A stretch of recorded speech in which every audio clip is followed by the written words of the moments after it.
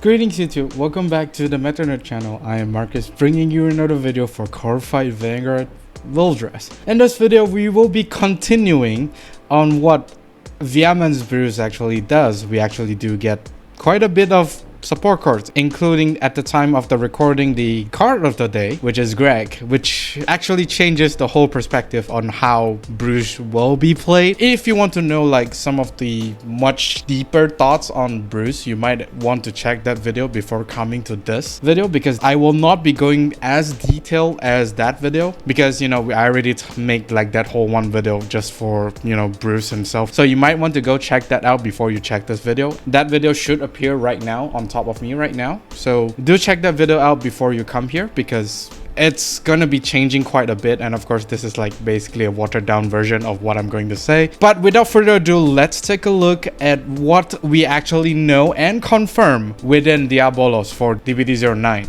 First off is of course Bruce himself. Bruce himself is basically confirmed as of the first episode of the anime, which basically confirms the skill that I had on the other video. The only thing that is missing is basically the soul cost, and surprise surprise, Viamance Brews does not cost any soul, which is quite a bit of surprising. And me personally, I feel kind of weird because I've been soul blasting 5 since the beginning of time, so suddenly going from soul blasting 5 to only a counter blast, yeah, I'm gonna need some time to get used to it. But basically the soul can be used for other stuff. For example, the newly revealed card Greg, which soul blasts to counter charge. Pretty neat. And we actually one up the Nirvana Jiva by having that counter charge.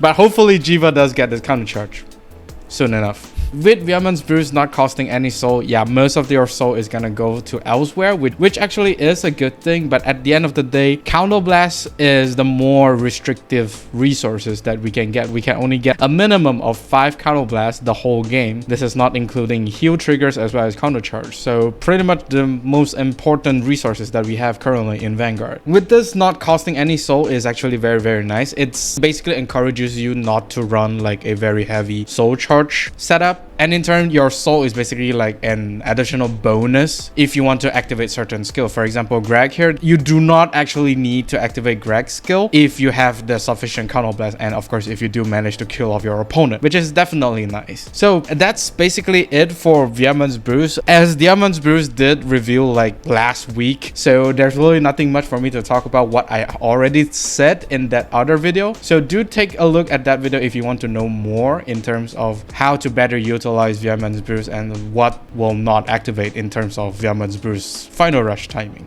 With that out of the way, let's take a look at the other 3 cards that Viamance Brews actually received. The first one, of course, is Diabolos Knuckler Jamil. So as opposed to the anime, we only know that he's gonna get the 10k as well as a pure cost something from the soul. What we didn't realize is that this card actually gets a shield, which is a surprise to me. Continuous Rega Circle and Guardian Circle. If you are in final burst, this unit gets power of 10k as well as the shield plus 5. Active on opponent's turn 2. Second skill auto, when this unit is placed on Rega Circle, if your Vanguard is Diabolos Viamance Brews, cost counter blast, soul charge 1. Choose one of your grade 3 or less normal unit with Diabolos in its card name from your soul, call it to open Rega Circle. As mentioned, the shield bonus is very much unexpected. I was not expecting this card to have 5k extra shield. Not that I'm complaining, it's actually very good. This makes this card a 20k base rearguard as well as a 10k shield intercept on the opponent's turn 2, which is not easy to get rid of. Unless, of course, the opponent does retire, for example, Gravidia, then yeah, never mind. But for those decks that do not have retire, this card is going to be a pain. And let alone the second skill. Although the second skill does lock you to turn 3 activation, because the second skill is basically locked to Viamance Brews, which actually is pretty much expected, because it would be really broken if there is no restriction on the second skill. It will mean that every single deck within Dark States is able to use this card. This card, I think, is going to be an instant stapler, judging the fact that we actually get Greg just today, like a few hours ago. This card is just insane in terms of offensive as well as defensive as well as board building. This card is literally insane. I mean, there's just no words to put how good this card is. It's really good. Next, we have Diablo Striker Greg. Auto front row Rega Circle. When you final burst, cost Soul Blast 2, counter charge 1, and this unit gets 5k until the end of turn. Counter charge. Who doesn't like counter charge? Due to the fact that this deck may cost up to 3 counterblast if you want to make the 5 attack route, yes, Viamance Bruce could make 5 attacks. I will talk more about that later. Who doesn't want the CC? Although it is a little bit restrictive because it's basically locking into when you go into final rush state, only then you're able to Soul Blast 2 to counter charge is actually quite restrictive, and not to mention the Soul Blast 2 cost. This card being an 18k attacker is not too bad, although you do need to Soul Blast 2 in order to even give the 5k is a little bit, you know, not that great. But then again, counter charge is just really great in terms of the counter blast usage that we have currently in Bruce. Overall, not too bad, although this card does want you to run more of those soul charge cards, for example Leonard, as well as some other cards that could basically help you Soul Blast 2 to counter charge. That's basically what this card is at. But even if you do not want to run this card, it's still perfectly fine because you only need like that open 3 counter blast to finish off your opponent, and most of the time your opponent is dead by then. But yeah, a very welcoming counter charge if you ask me. I'm really sorry for Nirvana players. Lastly, of course, we have Diabolos Go, Trish, continuous Rearguard Circle and Guardian Circle. If you are in final rush, this unit gets 5k power as well as the 5k shield, active on opponent's turn 2. With this card being introduced, we only see that she is gonna get the 5k shield. Lo and behold, the 5k shield. This is basically a 13k Rearguard as well as a 10k shield Guardian unit, which is not too bad. But considering that this is an alternative version to Stephanie, both of these two cards actually generate the same amount of power as well as defense, because Stephanie at the back of Viamance Bruce does give 5k to Bruce even on the opponent's turn, which means that you actually need less hand in order to guard certain stuff. However, the pro and cons between these two cards is that Stephanie is subjected to retire. So if your opponent chooses to retire Stephanie, you instantly lost the 5k bonus to Vanguard. But for Trish, she's just gonna stay in your hand.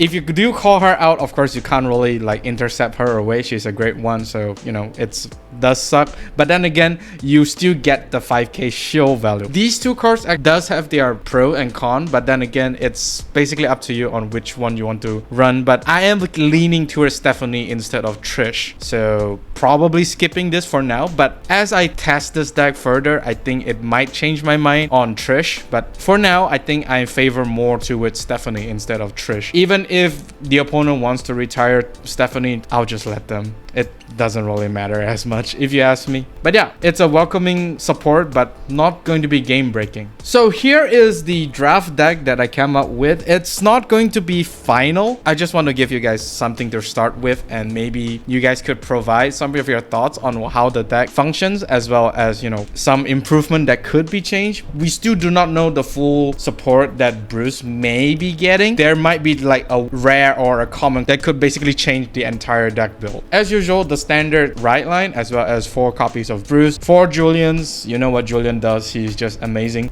Only 3 Greg, because I find him to be not very useful. The only useful thing about him is the counter charge, which actually does help the whole deck. But wanting 4 Greg, I think, is a little bit too much, because most of the time he's just gonna be a brick.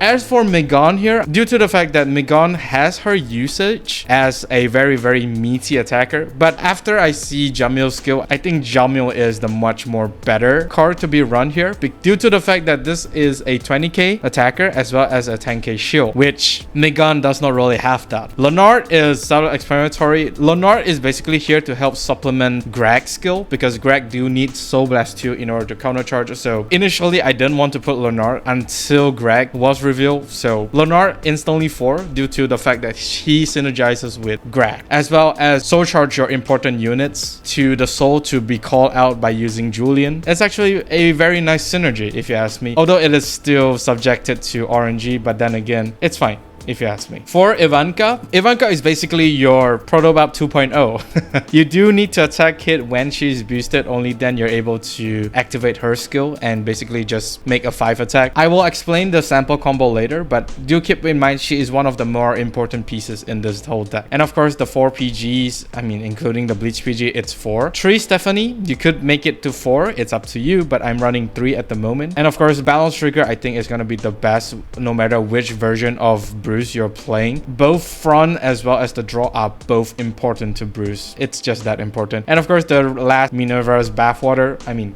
Bathwater is Bathwater. It's basically your 4th copy of your personal writing. So yeah, that's basically the deck build. So this is probably a starting point for me to basically test out the deck, as well as for you guys to basically test out on your own. Do let me know if you thought of something that could potentially improve this deck, as well as, you know, cards that you never think would work in this deck that works. So for the sample combo of what your kill turn or potentially your biggest attacking turn will look like is basically, of course, this will be your field. I mean, it's empty currently. What you want to call is basically 3 cards. You want to call Julian, Greg, as well as Ivanka. Greg is still optional. You can call other stuff provided you don't use any counterblast, but let's just put Greg here. For the other 2 rearguards, you can just call out Stephanie, because those 2 Stephanie are 13k booster in a sense. And what's more, of course, during the opponent's turn, Bruce as well as Julian is gonna be at 18k base, which is, you can never go wrong with more base power. So let's put on the power counter as well. All of these are just gonna be at their base power because we haven't actually activated their skill yet, because once we go into battle phase, every single unit is Diabolos. Only then we're able to go into the final rust state. And assuming that the opponent is grade 3 or greater, we'll go into for the final birth state, which will then activate both Stephanie's skill to give both Julian as well as Viamance Bruce the 5k power base. And since we just go into final burst state, Greg's skill will then activate. So it's up to you whether or not you want to pay the 2 soul blasts. Keep in mind here is that Greg can be any other unit that basically could hit like really huge. It's basically up to you depending on what your hand looks like. So once we go into final burst, we're able to activate Greg's skill by paying 2 soul to countercharge 1, and of course give Greg the 5k power, which will make him a 18k attacker by himself. So once we get into the battle phase, we want to actually attack with the Greg column. Boosted by Ivanka, that whole column is going to attack for 24k. It's not going to be the biggest, but it's basically like confirming your opponent to throw down 115k shield. So let's assume that this whole column attack hits. Ivanka's skill will then activate by paying 1 counterblast and move Greg to the bottom of the deck. You're able to draw 1 card as well as give another unit a 5k power. That 5k power can be given to Viamance Bruce or Julian. It's up to you, but in this case, we're just going to give the 5k to Julian, which makes Julian a 23k attacker. Once that is done, since there is an open field right now, we can go ahead and attack with the Julian column by paying 1 counterblast and so charge 2 if we have 5 damage. Of course, you are able to give Julian himself will be able to so charge 2 and then call 2 units, but since we only have like 1 open rearguard, we're only able to actually call out 1 unit. And of course, for each damage zone, you're able to get the 2k. So since we have 5 damage zone, that is an additional 10k to Julian. Alongside Stephanie, that whole column will be attacking for 41k, which is a lot. And of course, for the cards that you may want to call depending on what your soul looks like, you could actually just call Arwing, Leonard, Megan, Richard. Richard will definitely be in your soul, so don't worry about it, as well as Jamil. All these cards actually are viable depending on what your soul looks like. The power ranges from 15k to 28k, the 28k being Arwing if you do want to run Arwing in this deck. Once that is done, with all the skills being resolved, you can then attack with Bruce, which will make Bruce column a 26k column. Of course, if you have extra counterblast, you can choose to attack with the left column first, because you will then be able to activate Ivanka's skill to basically get another card to draw. So you are able to choose either you want to restand the left or the right one. If you restand the left column, that whole column's power is going to range between 33k to 46, and for Julian column, he's going to be at 51k, which is insane to think about it. This power level is without any triggers as well as any order. So, you know, with any orders that is being introduced, this whole deck is just going to be really insane. That's basically what your 5 attack column is going to look like, although it's still like very early on. If they introduce, yeah, I will possibly make another video on it and basically tell you about it. And of course, if you do thought of any other cards that I didn't thought of, feel free to leave them down in the comment section. So for options that you may consider running here in this deck, deck. The first one, of course, is gonna be everyone's favorite Mabel. I've been seeing everyone wanting to run Mabel ever since the skill of Viamance is being introduced. The reason why I didn't run Mabel is because of the counterblast. As you already saw, we need at least 3 counterblasts for that one turn to attack 5 times. If you want to squeeze Mabel in there, sure, go ahead. I'm not stopping you, but keep in mind here is that you're gonna increase your counterblast usage to 4, which you may or may not have, if you ask me. So Mabel is like very niche. First off, she does not gain power. Second, opponent's Elementaria Sanctitude does activate. So, you know, not really that great if you ask me. Next, of course, DeAndre. DeAndre could potentially be the best attacker that this deck has, but the problem here is that we currently do not have a very reliable way to put DeAndre to the soul, be it from hand, from drop, from damage zone, whatever. We don't really have a reliable way for her to do that. So essentially, he's basically a brick. Proto Bulb, do run him if you want, but most of the time he's just gonna be a brick until he is in the soul. Then yeah, very nice 30k attacker. Next, of course, is Brian. Since we do not have a soul cost for Viamance Bruise, I think Brian can be a very useful card if you do not run Greg. If you do run Greg, then I don't think you will want to run Brian, because both of these cards actually cost 2 Soul Blasts. Brian here basically powers up the 5k. You will definitely not get the crit, because at the time of your activating Brian's skill, you are still not in Final Rush yet. The only thing that actually happens is your front row gets a 5k. That's it. I think most probably I will be favoring the counter charge instead of giving the front row. As you already saw, the power level isn't really that weak. It's actually stupidly high if you ask me. And of course, since we are using quite a bit of counter blast, Helheim Fervent Rage is able to basically give you that counter charge back, but at the cost of 1 card. You don't really draw from his effect, because once again, at the time of you activating Helheim Fervent Rage, you are not in Final Rush. So you are basically discarding 2 cards to counter charge. Not really the best trade in the history of bad trades for Vanguard, but it might just save you. That 1 counter blast could mean a lot if you ask me. Next is of course Eden. Before we actually get Greg, Eden was actually in my list of